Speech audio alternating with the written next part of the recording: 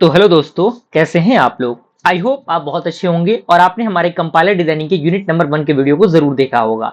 अगर आपने नहीं देखा है तो सबसे पहले वही जाके देखिएगा, क्योंकि बहुत ज्यादा जरूरी है वो। और सारी चीजें एक सीक्वेंस में देखेंगे तो आपके लिए चीजें फायदेमंद रहेंगी और आप ज्यादा चीजों को अंडरस्टैंड कर पाएंगे। ठीक है, तो वन शॉट वीडियो के माध्यम से हम चीजों को डिस्कस कर रहे हैं और आई होप सारी चीजें आपको बेहतर तरीके से समझ में आ रही होंगी। और ये सीरीज आपको अच्छा खासा रिस्पॉन्स देखने को मिल रहा होगा इस सीरीज के अंदर। और जो भी चीजें हैं मैं as a one shot video के माध्यम से प्रोवाइड कर रहा हूँ, ज्यादा डीप में नहीं जा रहा हूँ। मैं इतना जरूर प्रोवाइड कर रहा हूँ जिससे कि आप एग्जामिनेशन को क्लियर कर पाए और आपका जो नॉलेज है वो भी इंप्रूव हो पाए। ठीक है, तो यूनिट नंबर 2 का पूरा सिलेबस आपके इंटरफेस पे नजर आ रहा है। दो पार्ट में हमने इसको बांटा है, part A and part B.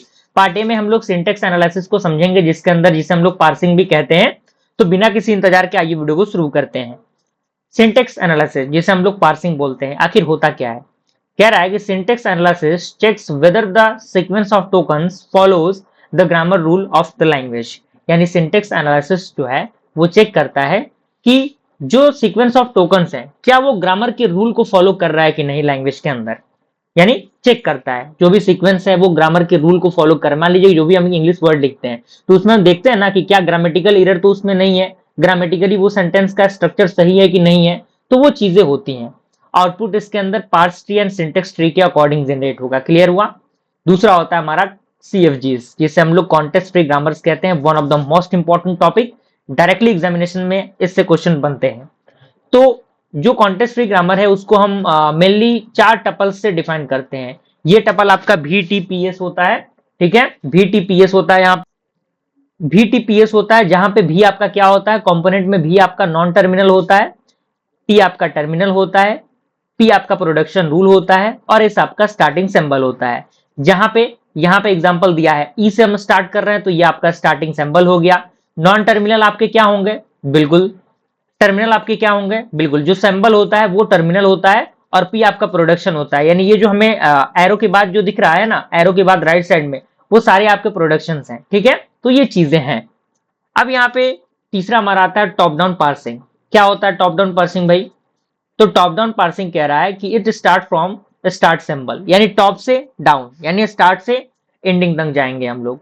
And ये ट्राई करता है ड्राइव करने के लिए इनपुट स्ट्रिंग को, यानी जो भी इनपुट स्ट्रिंग हम दे रहे हैं उनको प्राप्त करने की ये कोशिश करता है।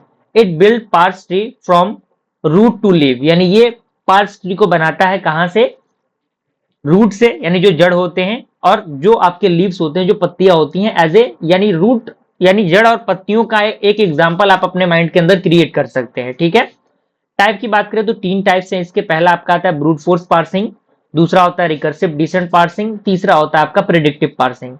ब्रूट फोर्स अप्रोच की बात करें तो ये ट्राई करता है कि सारे पॉसिबल डेरिवेशन उसके अंदर आ जाएं, यूज करता है बैक ट्रैकिंग को और ये इनएफिशिएंट होता है। ठीक है, रिकर्सिव डिसेंट पार्सिंग की बात करें तो ये सेट ऑफ रिकर्सिव फंक्शंस होते हैं और एक फंक्शन जो है वो सारे नॉन टर्मिनल पे काम करता है। प्रॉब्लम इसके अंदर ये है कि ये रिक्वायर करता है बैक ट्रैकिंग को, यानी इसके अंदर बैक ट्रैकिंग का फंडामेंटल काम करेगा। अगर आपने एनालिसिस डिजाइन ऑफ एल्गोरिथम पढ़ा है तो वहां पे आपने 8 क्यून्स जरूर पढ़ा होगा और 8 क्यून्स के अंदर उससे पहले आपको बैक ट्रैकिंग का कंसेप्ट जरूर समझाया गया होगा। ठीक है, तो वही बैक ट्रैकिंग है ये। ग्रामर का ट्रांसफॉर्मेशन अब आके आपका आ गया आपके सामने। तो यहाँ पे कह रहा है कि to make grammar suitable for parsing, यानी ग्रामर को एक पार्सिंग के पॉइंट ऑफ व्यू से सुटेबल बनाने के लिए हमें ये जो ट्रांसफॉर्मेशन है उसको देखना पड़ता है। सबसे पहले आपका आता है लेफ्ट रिकर्सन रिमूवल।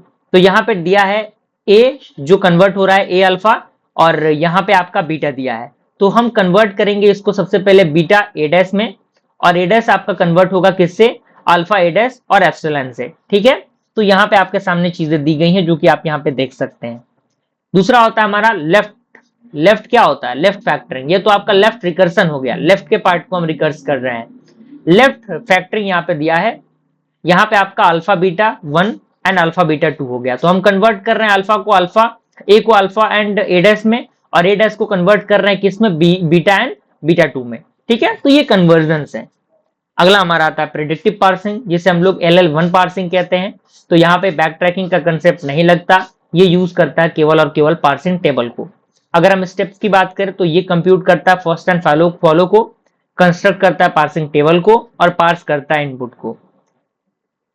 कंडीशन दिए गए हैं कि कोई भी लेफ्ट रिकर्सन की जरूरत नहीं पड़ती यहाँ पे। लेफ्ट फैक्टर्ड ग्रामर ये होते हैं। ठीक है, अगला हमारा आता है बॉटम अप पार्सिंग, वो तो हमारा टॉप अप पार्सिंग था भाई। अब बॉटम अप की बात करें हम लोग, टॉप डाउन पार्सिंग था वो।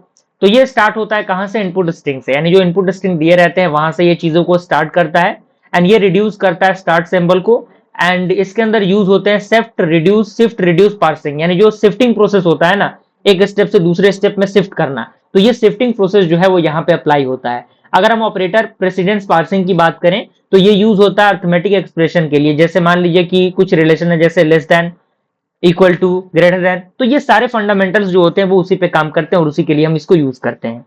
अगला हमारा आता है एलआर पार्सर, जो कि काफी इंपॉर्टेंट है। तो ये आपका लेफ्ट टू राइट स्कैन होता है।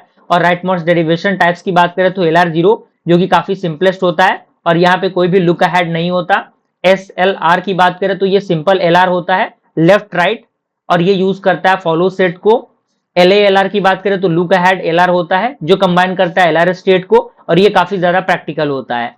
कोनैनिकल LR की बात करें तो ये काफी ज्यादा पावरफुल होता है और लार्ज टेबल्स को कैरी करता है, ठीक है। और इसके अंदर कंपोनेंट दिए गए हैं जैसे कि एक्शन टेबल हो गया, गोटो टेबल हो गया, स्टैक्स हो गए, ये इसके कंपोनेंट्स हैं।